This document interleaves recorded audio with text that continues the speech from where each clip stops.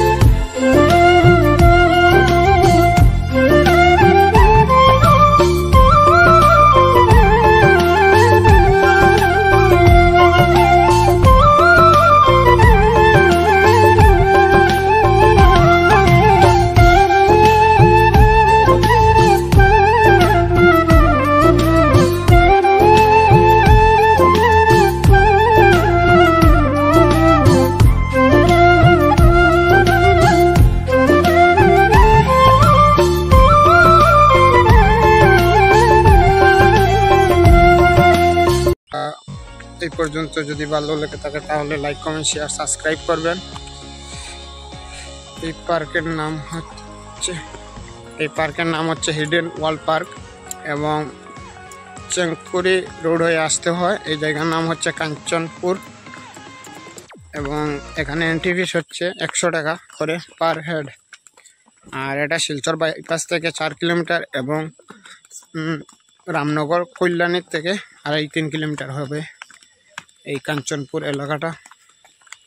তো ভিডিওটা যদি ভালো লেগে থাকে তাহলে লাইক কমেন্ট শেয়ার সাবস্ক্রাইব করবেন। অনেক দিন পরে আমার ফেসবুক পেজে এবং ইউটিউব চ্যানেলে ভিডিও আপলোড হবে।